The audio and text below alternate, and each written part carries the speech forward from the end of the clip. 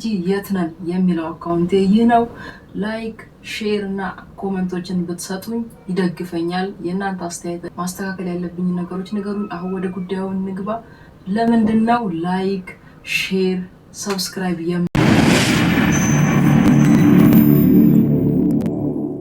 የምናጣው የሚሉትን ለእናንተ ለመንገር መጥቻለሁ። አንዳንድ ቪዲዮዎች ምንም ሳናስብበት እየቀዳን የምንፖስታቸው ቪዲዮዎች እሱ ቫይራል አይወጣልንም፣ ሰዎችም ጋር ሳቢ ሆነው አይገኙምና ሰዎች አይወዱትም። ይሄን እንዴት ነው የምናስተካክለው የምንለውን ዛሬ አብረን እናያለን። መጀመሪያ ስለምንቀርጸው ነገር ወይም ደግሞ እኛ ስለምንፖስተው ነገር በደንብ ማንበብ ማየት አለብን። ታማኝ ምንጭ ካለን ሄደን ከዛ ሰው መጠየቅ፣ ስለምንቀርጸው ነገር በደንብ አድርገን ማወቅ ይኖርብናል። በመቀጠል ትንሽም ነገር ሆነ ትልቅም ነገር ስክሪፕት መጻፍ አለብን። ስክሪፕት እንዴት እንደሚጻፍ፣ እንዴት እንደምንቀርጽ፣ እንዴት ፖስት እንደምናረግ፣ እንዴት እንደምናቀናብር ይሄን ሁሉ አሁን እየተማርኩ ያለሁት ዳሎል ኢንተርቴይንመንት ከሚባለው የሶሻል ሚዲያውን ይዞት ያለው ልጅ ጋር ነው። እናንተም ሄዳችሁ ይሄንን ነገር መማር ትችላላችሁ። የተማርኩትን ከትንሹ ለእናንተ ልንገራችሁ። ለምን ቪው ለምን ሰብስክራይብ አናገኝም፣ ለምንድነው የኛ ቪዲዮ ቫይራል የማይወጣው የሚሉትን ለመመለስ ከእናንተ ጋር ለመወያየት እኔ በተማርኩት መንገድ ልነግራችሁ መጥቻለሁ። ይሄንን ቪዲዮ አሁንም እያያችሁ ያላችሁ ላይክ እና ሼር ሰብስክራይብ እያደረጋችሁ ተመልከቱ። ለምሳሌ መጀመሪያኛ የምንቀርጸው ቪዲዮ ለምንድነው ቪው የማናገኘው የሚሉትን ለማየት እንሞክራለን።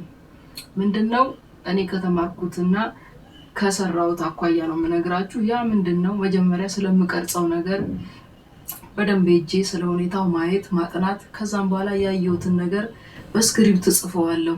የጻፍኩትን ነገር ደግሞ ደጋግሜና መላልሼ አነበዋለሁ፣ አጠናዋለሁ። ከዛም በኋላ ሄጄ እቀርጸዋለሁ ማለት ነው። የቀረጽኩትና እኔ የማወራው ነገር በትክክል አንድ ላይ የሚሄድ መሆን አለበት።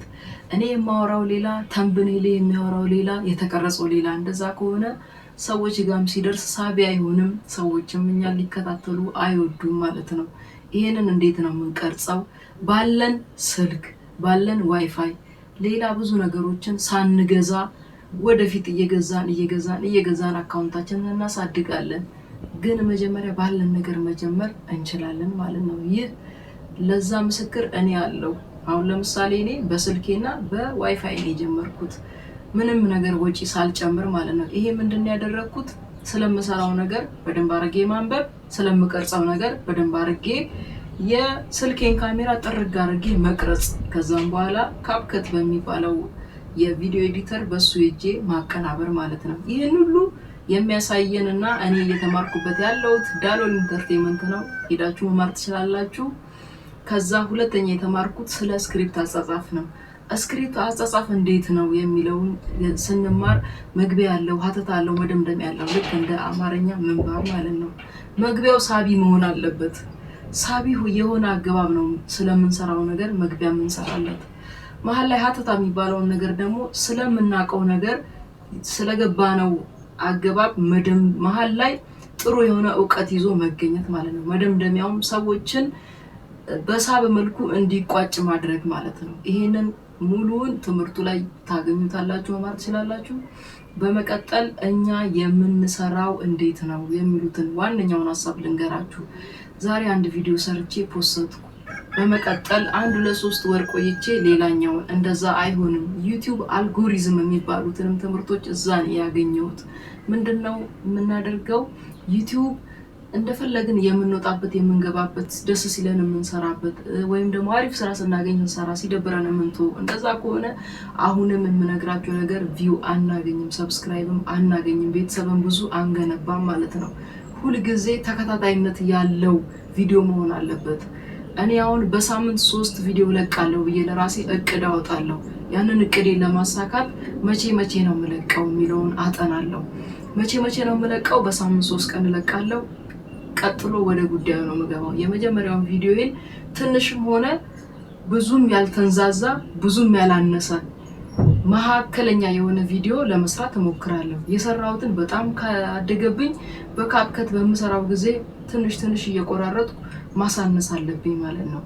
በጣም ካነሰም ደግሞ ሰዎች እንደ ቲክቶክ እንዳይመስላቸው ስለምሰራው ነገር ከመጀመሪያ እስከ መደምደቢያው ጥሩና ገንቢ የሆነ ሐሳብን ይዤ መጥቼ ለሰዎች ማጋራት ይኖርብኛል ማለት ነው። ያንን እንዴት ነው የምናደርገው? መጀመሪያ ስለምንሰራው ነገር እናያለን። ቀጥሎ እንደዛ እናደርጋለን። ፖስት አደረኩ ማለት ነው የመጀመሪያውን ቪዲዮዬን። ከዛ የሁለተኛውንም ቀን ምንድነው ማደርገው? አንድ ቀን በመሃል አንድ ቀን ስራ፣ አንድ ቀን በመሃል አንድ ቀን ስራ። እንደዛ ራሱ ብታረጉት በጣም ጥሩ ነው።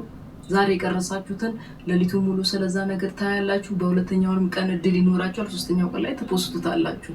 በመቀጠል ሌላውን ቪዲዮ መስራት አለባችሁ። እንደዛ ያላችሁ ቢያንስ በሳምንት 3 ቪዲዮ ያለማቋረጥ መስራት። ለምን? በቃ ዩቲዩብ ላይ ከተማርኩት ትምህርት ዩቲዩብ ምን መሆን ይፈልጋል? ፐርፎርማንስ እና ተከታታይነት፣ በትጋት የሚሰሩትን ሰዎች ያበረታታል። ሌላው ነገር ደግሞ ሁላችሁም እየገባችሁ ኮሜንት ላይ እኔን ሰብስክራይብ አድርጉኝ፣ እኔን አድርጉኝ እንደዛ ማለት አይጠብቅባችሁም። ራሱ የዩቲዩብ አልጎሪዝም ከተማርኩት ሁለተኛ ትምህርቴ ምንድነው? ፖስተኛ በተከታታይነት ፖስት ስናደርግ ዩቲዩብ ራሱ ምን ያደርግልናል? ለሰዎች ይለቅልናል፣ ሰዎች ጋር ያደርስልናል ማለት ነው። ግን እንደፈለግን ሰርተን እየተነሳን የምናረግ ከሆነ ዩቲዩብ ጋር ራሱ ይሄ ልጅ በትጋት እየሰራ አይደለም የሚሉትን ሐሳቤ ስለሚገባው ቀጥታ ቫሪያል እንዳይወጣ ያደርግብናል ማለት ነው።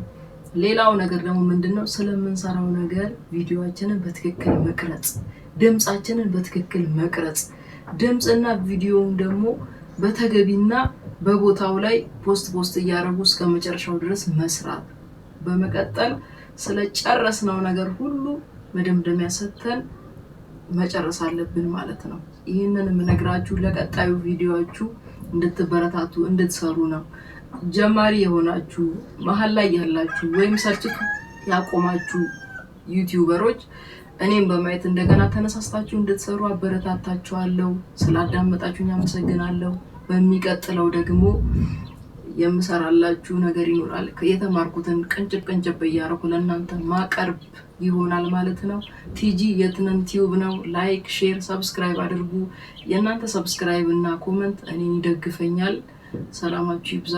በተከታይ ቪዲዮ እስክንገናኝ ቴንኪው።